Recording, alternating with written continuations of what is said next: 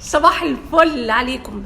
ببتدي معاكم سلسلة جديدة لانج بعنوان قصص ستات. ايه بقى موضوع قصص ستات؟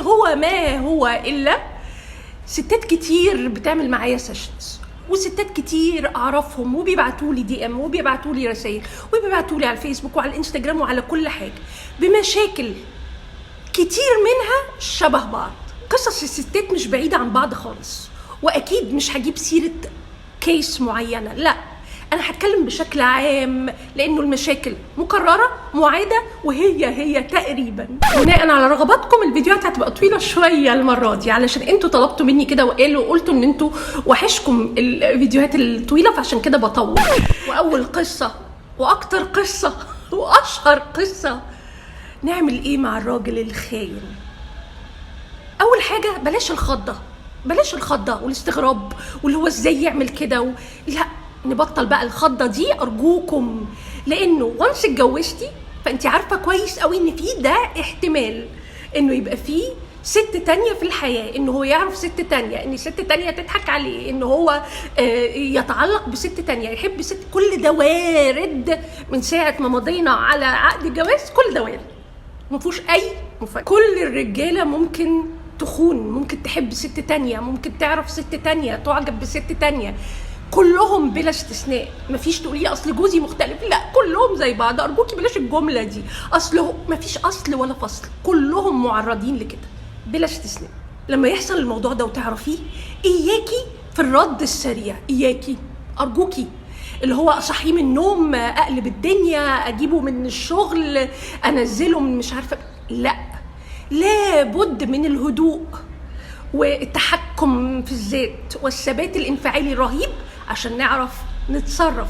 طول ما انفعالاتك ثابته، طول ما القرار هيطلع صح، وفي الاخر هتطلعي كسبانه. لازم ولا بد يبقى معاكي دليل مادي على الحكايه دي. ليه؟ علشان يبقى عندنا خطه عارفين اولها من اخرها، وهنتكلم على اساس، مش هنتكلم وخلاص. ويا ريت يكون اكتر من دليل، علشان كده بقولك مش من اول مره تشوفي او تسمعي او تقري نعمل رياكشن، نستنى شويه. الثبات على الموقف، ان القصه قصته والمشكله مشكلته، في منتهى الاهميه، وهي دي الطريقه اللي هتعرفي تنقذي بيها الجوازه دي. مهم جدا انه مش عايزه اعرف هي مين، ولا تهمني، ولا تفرق معايا، ولا هروح ادور، ولا هبص، ولا اي حاجه خالص. انا ما بجيبش سيرتها اصلا، انا ما تهمنيش، ما تفرقش معايا، اشبعوا ببعض. انا اللي يفرق معايا انت ايه نظامك، هنكمل ولا مش هنكمل، العلاقة دي اخبارها ايه، جد ولا هزار. علشان كده ما بنديش اكتر من مرة واحدة وبعد كده خلاص الموضوع انتهى، الا في حالات طبعا دي بنعرفها لما بتعملوا معايا السيشن، بقولك امتى نستنى وامتى ناخد موقف جدي. لازم يفهم وبوضوح ان انتي اللي في الموقف القوي، ان انتي في موقف قوة، وان انتي اللي ان كنترول. ومن هنا ورايح وانس عرفنا ان هو بقى عنده مشكلة دي او بقى عمل الغلطة دي، محتاجة ان انتي تركزي كويس جدا في ازاي نتصرف بحيث انه ما يقلبش علينا الترابيزة. مهم جدا انه ما تكلمش عنها وما جيبش سيرتها، دي حاجة في منتهى الأهمية. امسكي نفسك أرجوكي. ولازم يفهم بوضوح انك مش ناوية تبقي في علاقة ثلاثية، اكيد لازم العلاقة دي تنتهي وللأبد. اوعي تفكري تكلمي الست التانية، لان المشكلة اساسا مش عندها وهي مش فارقة معانا، احنا اللي فارق معانا الراجل اللي احنا متجوزينه ده. مهم قوي كمان ان احنا يعني لما نيجي نتكلم مع الراجل ده هنتكلم بمنتهى الهدوء، من غير عصبية ومن غير اتهامات. هنسأله انت ناوي تعمل ايه؟ تفتكر هنطلع ازاي من القصة دي؟ ارمي الكورة في ملعبه وحطي له حلول.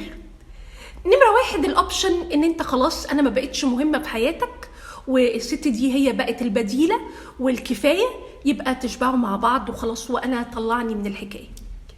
يا اما ان انا مهمة في حياتك وانا مش هبقى جزء من علاقة ثلاثية، اذا انت محتاج تنهي العلاقة دي، بس انا لازم اكون موجودة وانت بتنهيها. الاعتذار وانا مش هعمل كده تاني وصدقيني ودي اخر مرة، ده يروح يبل ويشرب ميته. انا اسفة للرجالة اللي بتتابع، لكن هو اللي غلط، هو اللي وقع نفسه في الغلط، يشرب بقى.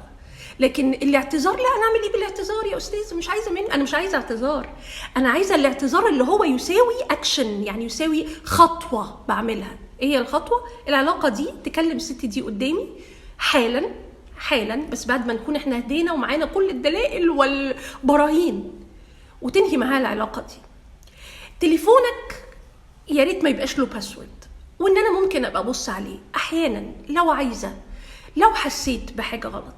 ده انا كده بديك فرصه، انا كان ممكن انهي الموضوع تماما دلوقتي وكل واحد فينا يروح لحاله، لكن انا عشان بنت اصول وبنت ناس وباقيه على البيت ده، انا هكمل بس بالشروط. وحطي بقى الشروط اللي انت عايزاها براحتك. مهم جدا يوصلوا معلومه ان انا مش عايزه اعرف انت عملت كده ليه، لان انا عارفه ان دي تفاصيل مش اكتر، لان انا واثقه في نفسي كفايه وعارفه ان انا مش ناقصني حاجه. ده لو فعلا انت مش ناقصك حاجه ومش مقصره في حاجه، لان انا عارفه ان القصه مش مني والغلطه مش مني والغلطه منك. اذا انت اللي لازم تحلها وتتحمل مسؤوليه الغلط ده اللي وقعت نفسك فيه. هتقدم تنازلات طبعا، هتقدم وعود اكيد، لازم يبقى فيه تغيير، ايوه انت اللي غلطت نفسك فحطيت نفسك في موقف ضعيف، هتتحمل مسؤوليه الموضوع ده، لان احنا باقيين على البيت ده. لو في اولاد المفروض ان انا ابقى باقيه اكتر طبعا من لو ما فيش اولاد. لو ما فيش اولاد يبقى الحكايه اسهل، وانه فعلا ممكن كل واحد فينا يروح لحاله لو الموضوع اتكرر.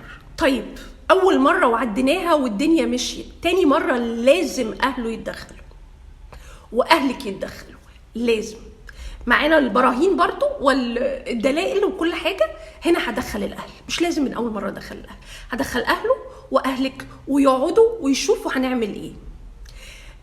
ده لو انت لسه باقيه، لو مش باقيه وخلاص والموضوع قفل واتخنقتي وكل حاجه، تقدري طبعا ان هي تنهي العلاقه دي. لكن لو في اولاد بندي فرصه اكيد للاصلاح مع تدخل الاهل. المره دي لازم يفهم ان الموضوع كبر، وان لازم يبقى فيه عقاب حقيقي، ولازم يتحرم منك ومن الحياه الجميله الطبيعيه اللي هو كان عايشها. لازم يحس انه فعلا غلط، بانه لازم يتعاقب. دي مهمة جدا جدا جدا، والعقاب لما يجي في وجود وشهود الأهل بيفرق كتير. أما بقى يا حبيبتي لو ست تانية ظهرت في حياته والخيانة دي ظهرت وانتوا لسه مش متجوزين، مخطوبين في العلاقة اللي احنا مش مفهماها يعني ايه علاقة دي، باي باي، انتهينا، الموضوع اتقفل. اللي يعرف واحدة تانية وهو خاطب واحدة، يعني اللي يعرف يبقى خاطب وعارف واحدة تانية، دي مش ريد فلاج، دي يعني نار كده. اجري وما تفكريش، واقفلي الباب وراكي واجري، لانه ده لو بيعمل كده في الخطوبه هيعمل قد كده 20 مره في الجواز. فنبقى ايه يعني، ما نبقاش احنا عارفين وواضحه والراجل يعني لقطيه ومسكتي الدلائل والبراهين وانتوا مخطوبين وتكملي. لا عزاء ليكي بقى عندنا، معلش، ولا تيجي تشتكي ولا تيجي تعيطي ولا تيجي تقولي عارف ومعرفش واتجوز تاني، انا ماليش فيه، انت اللي عملتي في نفسك كده. اي ست بتكلمني في سيشن علشان موضوع الخيانه ده، بقول لها صاحبك هو هيبقى الثبات الانفعالي، انك تمسكي نفسك وتمسكي اعصابك وتحسي دايما انك في موقف قوه، وانه ما تساليش اسئله كتير وما تحسسوش ان الموضوع بالنسبه لك حياه او موت. ساعتها هتوصلي اللي انت عايزاه بالظبط.